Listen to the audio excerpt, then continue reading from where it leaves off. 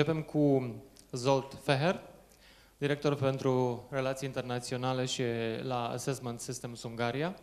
Înainte de asta a lucrat ca și consultant pentru Kraft în New York, Ernst Young în Budapesta și JCA în St. Louis, în Statele Unite. În momentul ăsta oferă consultanță pentru servicii pentru clienți din diferite regiuni ale lumii, Europa, Asia, America de Nord, în diferite programe de business. So, Mr. Fehér, please, on the stage. Okay. Thank you. No, Mr. or Mr. is okay. Yeah. Okay, thank good. You. I guess, yeah. I'm going to talk a lot about ladies actually, so I'm really happy that we have many ladies in the room for today. As has been mentioned, my name is Zsolt Fehér, and I'm from Hungary.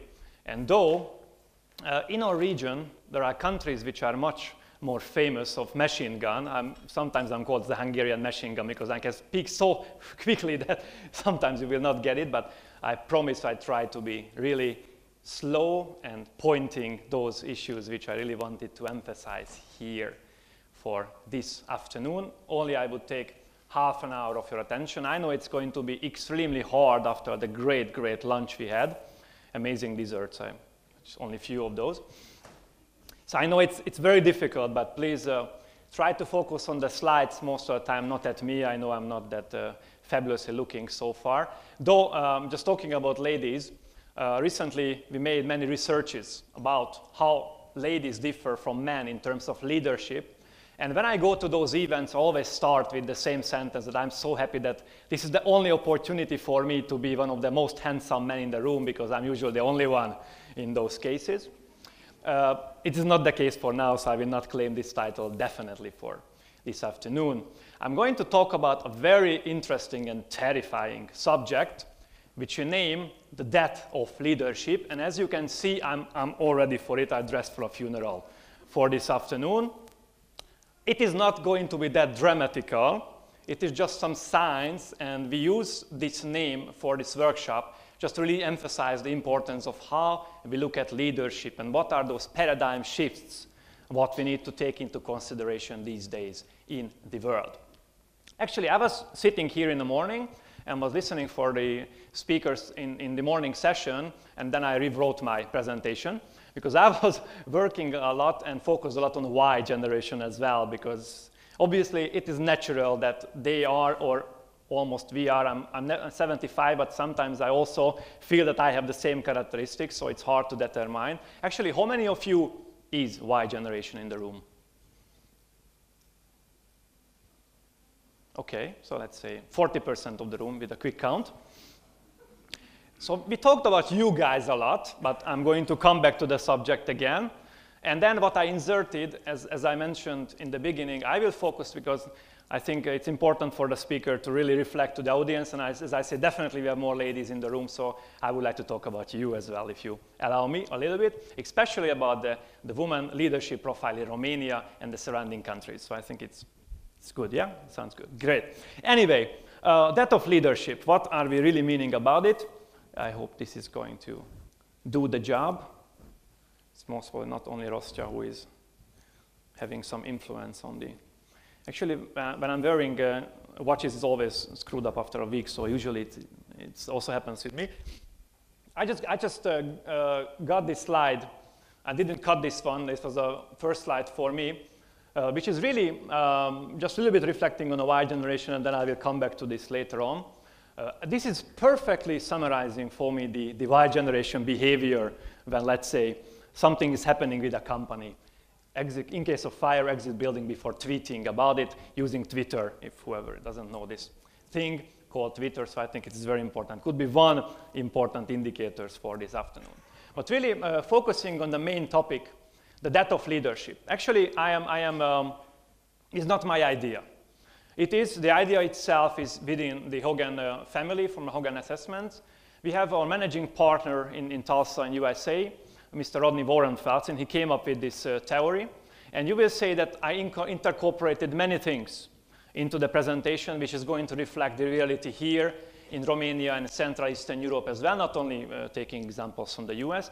But anyway, you will see there will be a lot of correlation with the data. So sometimes it's even good to look at those issues, what we can understand from the US. So the four elements which I'm going to touch base this afternoon are facts.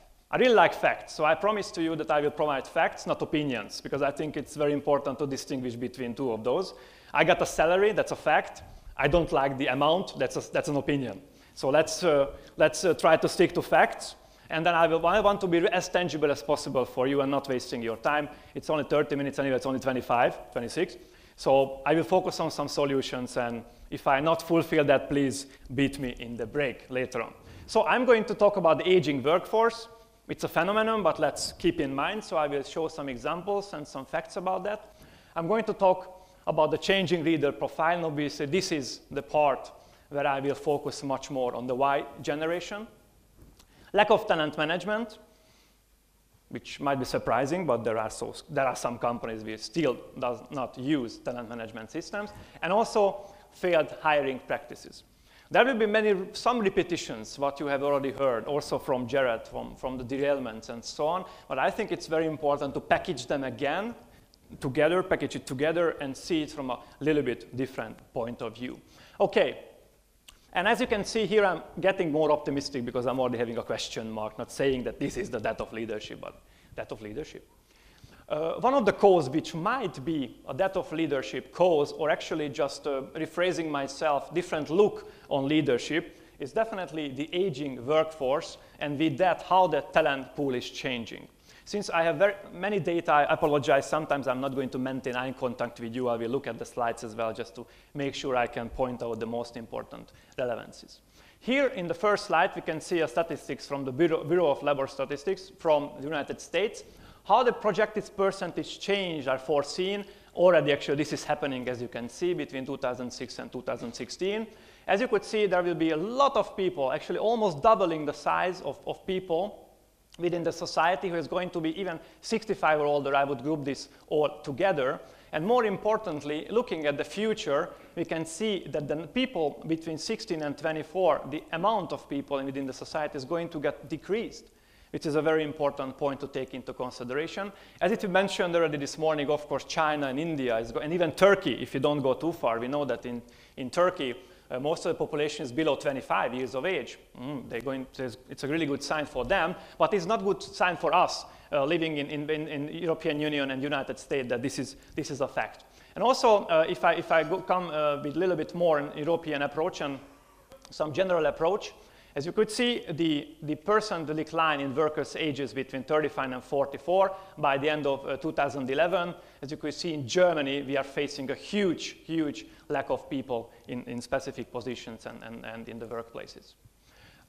Failed hiring practices. This would be number two cause what we need to really attack here. And also, as a subtitle, I'm using it as one of the reasons for the economic crisis. Shall we have those guys on the screen? Actually, Jared already mentioned few of the guys, just pointing out few of those, and I really don't want to miss the great titles what these guys said, so I will use a small note from myself. This guy here, Jimmy Kane, is the former CEO of Bear Stearns, and he was voted as the worst CEO of all times by NBC. Actually, we know perfectly what happened with Bear Stearns. Definitely one of the reasons for the crisis. This guy is the same. He's been called as the gorilla by his partners because he was so bully. Actually, there was a question about bullying. He was the one. He's the role model of bullying. He was the Lehman Brothers guys. So as you know perfectly what happened in 2008 in October with these guys when they filed for Chapter 11. We have also the guy, Bernie, from the WorldCom. He is spending his next 25 years in prison because he put WorldCom into one of the largest bankruptcy in the United States, and he's also on the list of the less successful CEOs. We have the guy from Enron. I don't need to repeat what he has done, and also we have the guy who less known, but actually he is the one, and we could point him out over there. Definitely, he's one of the guys who really caused the worldwide crisis because of the subprime loaning when they took loans for loans who gave loans already. And he was the guy who invented that fantastic strategy, and that's why the whole property market crashed. The thing here is that when we are looking at these people, somehow they got into the top of the organization, or they got hired for something. And it has been mentioned many times already, and I would like to emphasize this again. Usually when you are getting nominated to certain position within a company, the single best indicator that you will make it in a corporation, it's only your political skills. So if you are skilled enough politically, you will be able to get there. And there are certain things that we don't take into consideration. Even when we are hiring, we are looking for competencies, but we often forget to look from the dark side, from the deliverer side. And with the statistics, which I think already has been mentioned, it's somewhat, over here we say that senior managers hired from outside failure rate of 66%. And even more terrifying that the failure occurs within the first 18 months of the job, which is most of the time happens because people are behaving differently under stress, or when they're tired, or when they're bored, or when their social mask has been fall down, as we are indicating this in our delayrement. And also another thing about the value, the impact of values itself. Only 36% of HR executives in a recent survey said the companies recruit for cultural fit, but 70% attributes a poor recruiting decision to poor fit as well. Namely, when the hiring process is done, the cultural fit is not really examined in deep details as it should be. So not enough to look at competencies, should look at derailments, and also from the cultural fit and of course the motivational scheme. Lack of talent management. Who is going to lead tomorrow?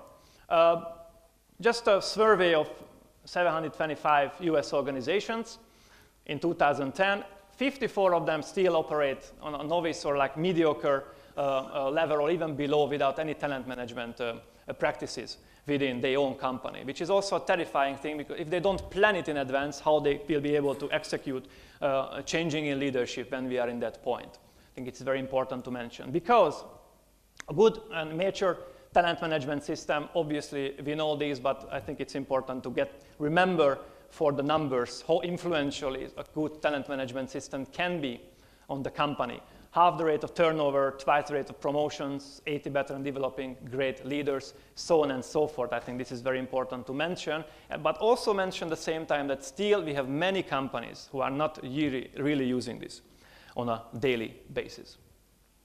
The changing leadership profile and what to do with it. We already mentioned the Y generation, and I would like to emphasize the importance of this topic, putting this sentence on the slide. The declining population in European Union countries, ergo less candidates for leadership positions, because it not only means that maybe, we will see if that's true or not based on observation, less people from the Y generation would like to be leader, but even from those, we have fewer people, so it's going to be even much harder to find the best candidates for us from those fewer pool of people. And the bad leadership hiring processes results difficulty to find the best of the best. I think this is why we need to really focus as HR professionals, and even managers within certain companies, focus on the Y generation itself. Again, the question, are they different? Of course they are different. We always had differences. We had differences between the baby boomers. We had differences in the 17th century. Youngsters will always be youngsters. There are some characteristics which we need to commit for the age as well, not really for the generation itself. So the question is really, what is the difference itself? Just few examples from a different study. Several other studies has been shown. This study, which has been done in the UK, tried to focus on the myth side, that in one end, we talk about that the Y generation members wants to have flexibility. And in the other hand, we see that they're looking for a close proximity. If they're looking for me, tell me I'm busy, thank you. Or from the technological end, we say that they are crazy about Facebook as well, but only 33% prefers it during working hours. This is very important to mention. So sometimes what we think is not really the truth. Sometimes we are coming with generalization. When I was preparing for this presentation, actually I cut those slides, but I thought it's important to mention that I made a small survey in LinkedIn. There is a group in Hungary, HR professionals of Hungary, and I asked the question that, what do you think, guys? What is the difference between you and the Y generations, and how are we tackling it on a daily basis?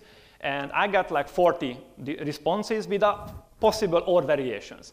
I don't like them. They are too ambitious. They want to take my position. Oh, they are so good. They don't want to take my position. So it's so different, and sometimes it's really hard to generalize and say that the Y generation is like this. It's very hard to tell. So I think what is very important here is not to rush quickly with generalization, but study your employees. Because if you are working from Microsoft, I think Vlad left already, so I can say it. Most of the guys are geeks or IT specialists, to say it in a much better way. So those guys have already a specific profile how they work within the company, but I'm sure if we go to a marketing company, we might find a different motivational scheme. The key here is that you try to utilize different tools and try to measure the motivation of your employees. I think this is going to be very important how you reflect on those items. Just to give actually a nice compliment on the other side to Microsoft, actually today we had a presentation back in Hungary for Microsoft Hungary, where we studied the female leaders. And it came out that for them it's very important to work in teams. And of course we looked for their own value set, which doesn't necessarily involve and influenced by the company itself sometimes. So they want to work in teams, and they really like projects when they can contribute to the world in terms of corporate social responsibility projects or environmental protection and so on and so forth. And at the same time, what we have examined on our normal interview, that these values are given by Microsoft. So it's a nice story in the media these days in Hungary that they have this, and it is very nice. So actually all compliments to Microsoft. It's not a wonder why they're becoming one of the best employers. But anyway, if they do it, you can do it as well. Study your own employees and try to come up try to find answers for their motivation and values. Now, and here are the really interesting stuff, the statistics, which we love very heavily. Millennials, which are the Y generation in other word, or a different meaning.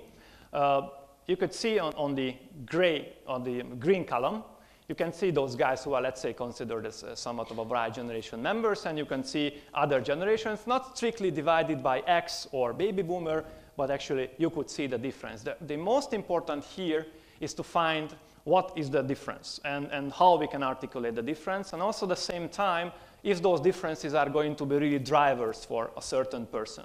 We are talking about average, and this is the international norm actually, and we internationally looked at the data, mostly contains US data. And as you could see, and it's not going to be a surprise, because I think Vlad mentioned this already, Rostya mentioned the same things already, we can say that yes, mostly our observation and or thoughts about the Y generation is right. On the next slides, I'm going to come back how to interpret those, because maybe sometimes we misinterpret something. Like definitely what we can see that the Y generation is much focused on affiliation, meaning teamwork, decision in teams, getting involved with teams, so on and so forth. So maybe in the previous slide when I was saying that when they're looking for close proximity of the boss, they just want to work in team. So let's again not to go too quickly on generalization on items. Hedonism is there. Hedonism is the thing what we call when you have a good work-life balance and you work hard and play hard at the same time. So I think this is very important to mention, and I think again it's not really a big surprise. And the other one where you can see definitely a difference is recognition itself. That they really want to get recognized on a daily basis, whatever they do, and I think this is also very important. Not to focus only on the US data, I took you the Hungarian data as well, which is not different that much, and actually this is, I would say, even a much more important pool, because we have taken this data with one of the student organizations, ISEC. I don't know how many of you know, mostly economical student guys who are already in leadership position or want to be leadership position. So I think this is a very relevant data for those guys who most probably going to be in 10 years leaders of companies. But still, at the same time, hedonism, recognition, and affiliation were the most three important drivers, which is very interesting that when we talked about, and even I think Vlad mentioned it, that here in Romania, one of the driving force, the fifth driving force for youngsters was to make an impact on society. But we immediately say that only because they want to create some better world and things like that. And in the same time, the altruism is the last to pick. So maybe they just want to have more recognition when they're making impact on society. So again, how we interpret the data.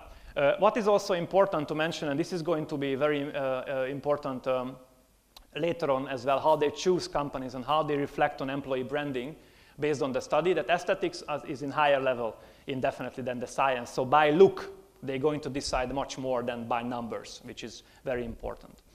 Just few things how we can characterize these guys under working conditions. This is very important.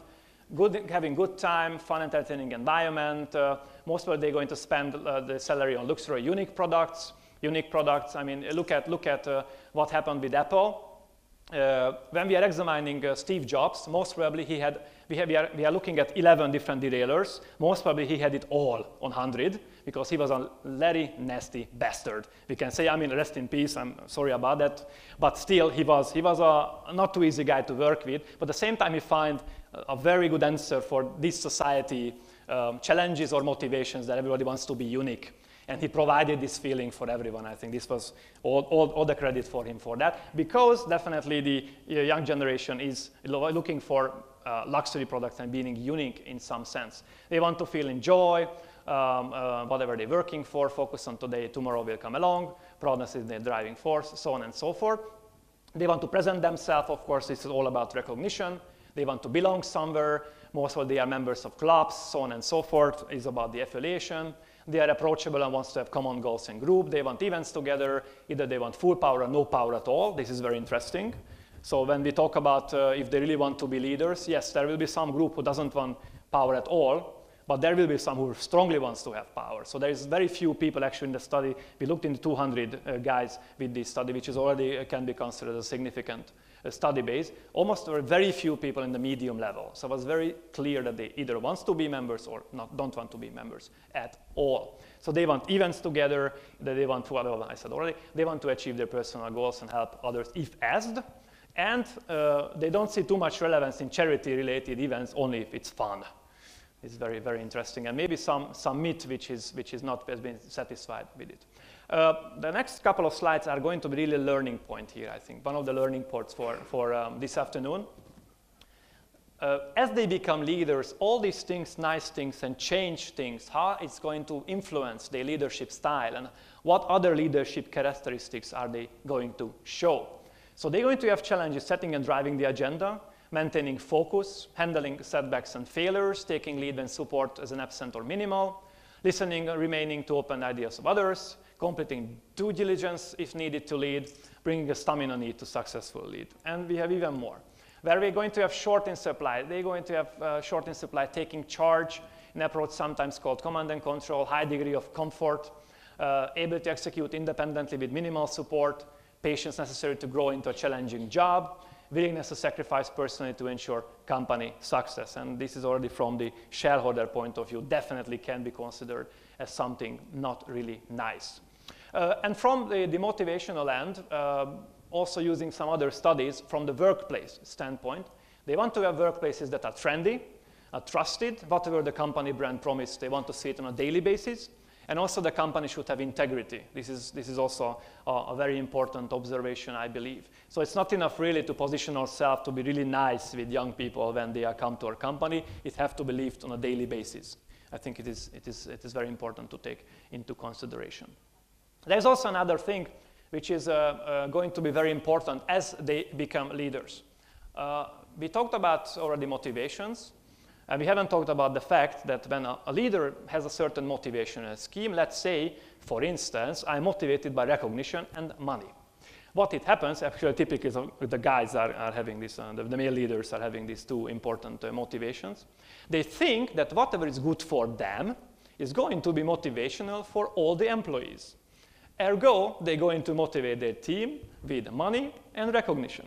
Although maybe they have some ladies in the room who are not considering at all money as their major driving force. Maybe they want affiliation, they want to work in an environment where a team decision has been made, or they're altruistic, so they want to make impact on society and do some social programs within the company. So as the leadership profile is changing, and we have more people and more young people, more Y generation people as leaders, as they have different priorities, they're going to also use the same thing for the team. It's not only about that.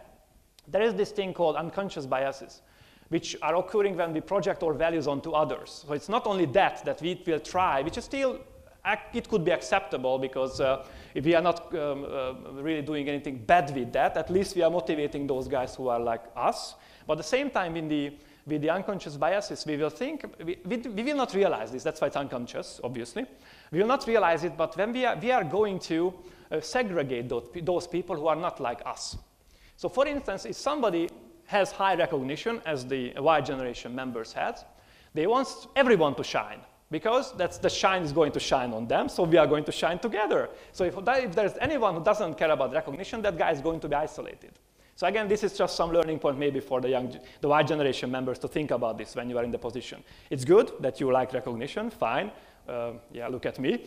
So it's no problem with that, but try to make as balanced motivation structure as possible. To looking at the second issue, second most important motivator for the Y generation members, the hedonism itself. Fun drives the day. Business results might not. I think Rostya mentioned this already, that in the business world, it's good to have business results as well sometime. Hierarchy is not a must, variety is important. Again, those guys who are going to have different values, they might going to be isolated in the team. Again, just remind yourself about this.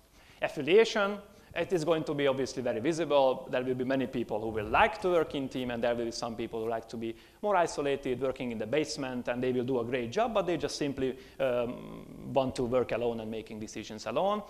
Usually when you have leaders who are having high affiliation, unconsciously they're going to isolate those guys who are working in the basement, which is not really good for the team, and maybe those guys not going to be motivated that much. So it is very important to think about your unconscious biases or the Y generation unconscious biases as well. So from the conclusion end, and this is not going to be the end of my presentation, so don't go away, because I will provide some solutions as well, obviously. Not only listing up the problems, though I think I already gave some points on the possible solutions. So there is definitely a serious labor shortage, which is coming at us. Fewer people, fewer chances, obviously, to find the leaders and even find the good leaders. We had the hiring practices which were not focused on a full scope. People got into positions because they were politically skilled, and maybe the competencies were examined, but nothing really else. Look at the delayers, look at the motivation and values as well. It's to make sure that we are going to be much more successful on this. Talent management is very important.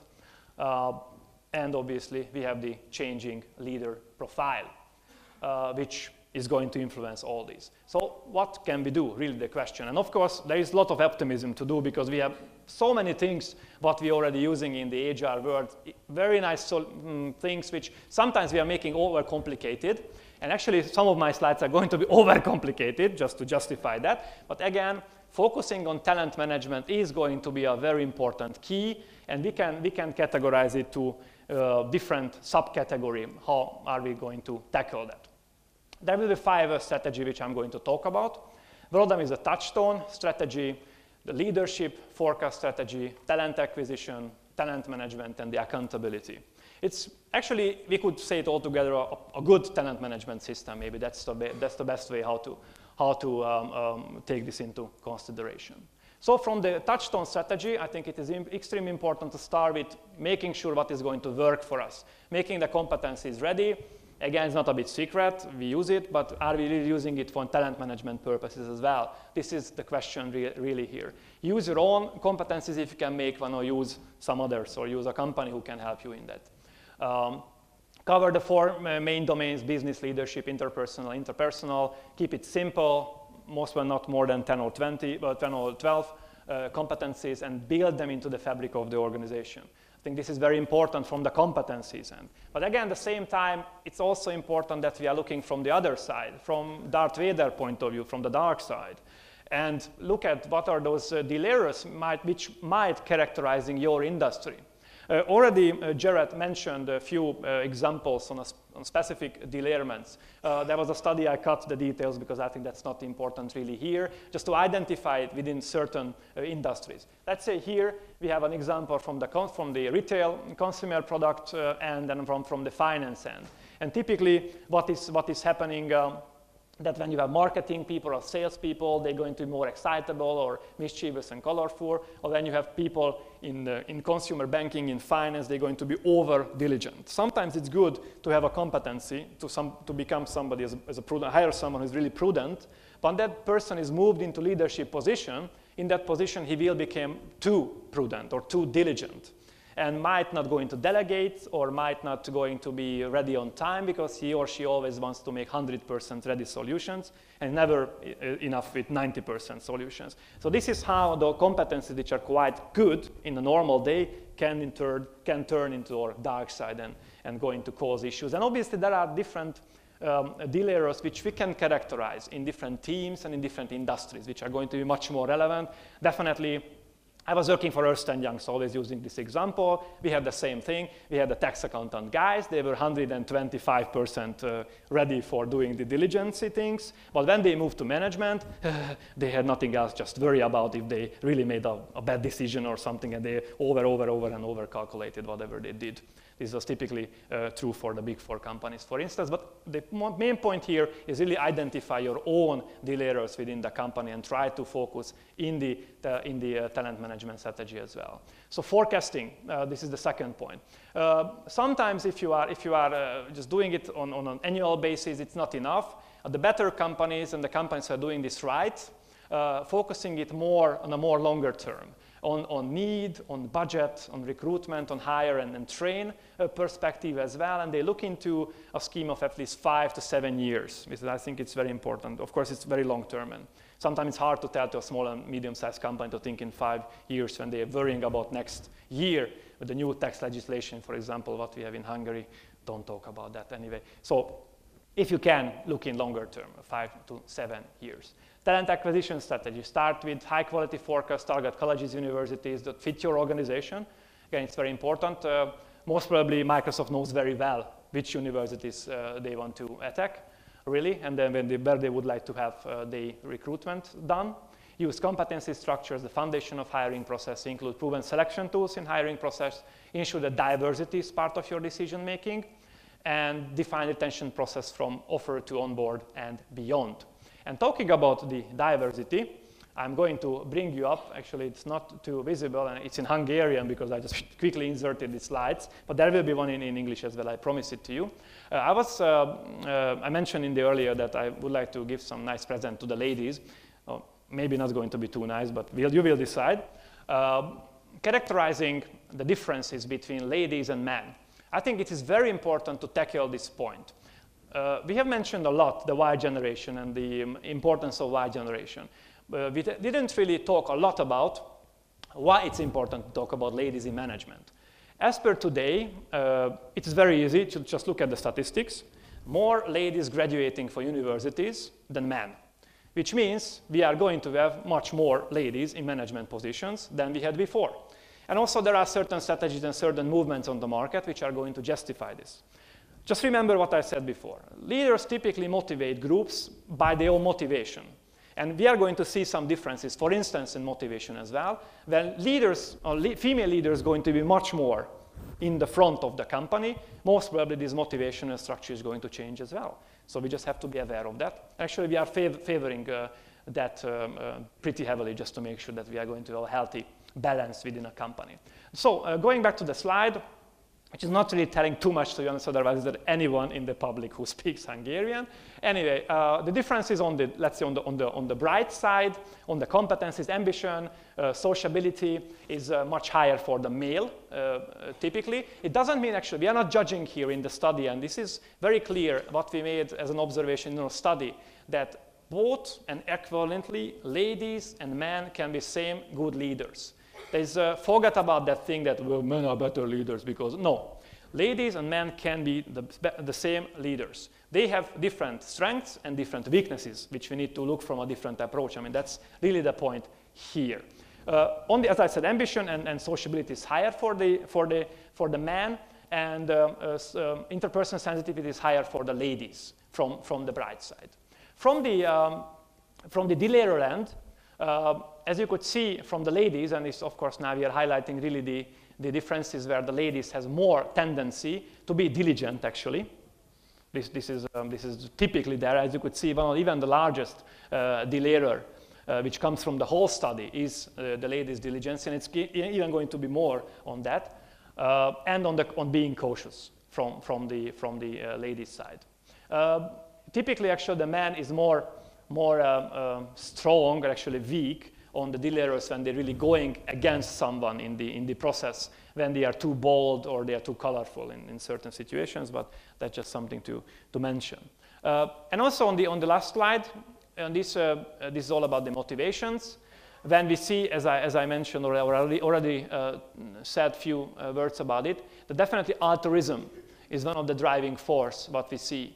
for ladies. So they are much more open for discussing CSR, corporate social responsibility issues, natural environment protection, and so on, or just simply helping each other within the workplace. And they also value security. They want to have more security. And this is going to be very visible when we put a man and a woman next together, because security versus commerce, it is a financial decision factor. So very few times when we see that it's both of them happening. Either it's commerce, so somebody is going for money and makes a lot of things about for making money. And on the other hand, the guy or someone else is really looking for security.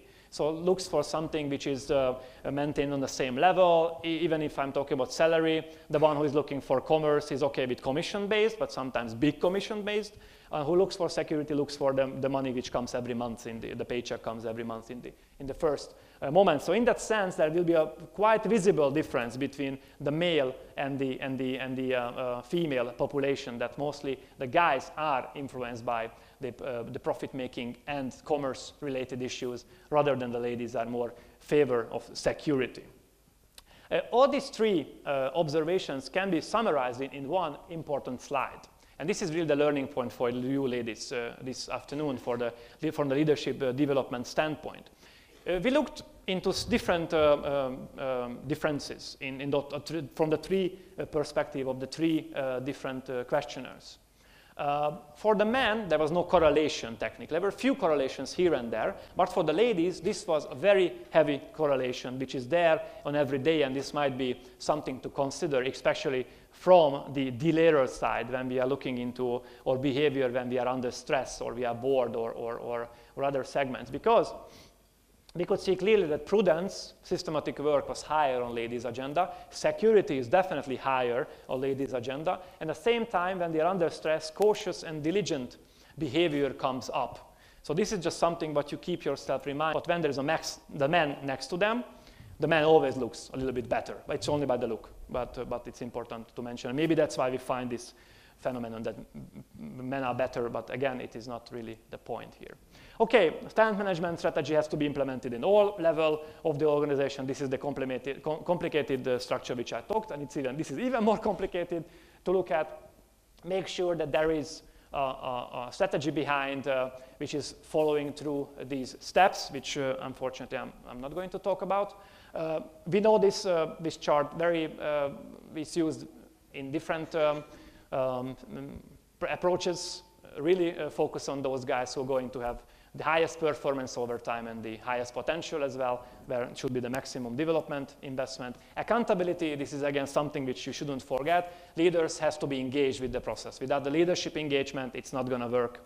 It's very important that the leaders who want to have good leaders in their companies later on, and they want to involve more and more people, they are taking part of the process, the talent management process as well. So this 5-element, the start-strong strategy, how to find and articulating our needs, leadership forecast, talent acquisition, talent management, and the accountability, the leadership involvement is, in our view, is going to securing the leaders for the future. And I hope that the death of leadership is only going to remain in the cupboard, or we will write a nice book about it, and it's not really going to happen. And all those changes in society, namely having obviously a different generation taking over soon, or having more and more ladies, it is very important. Actually, I didn't want to forget to say that it is very important to have more and more female leaders to also satisfy the ladies within companies.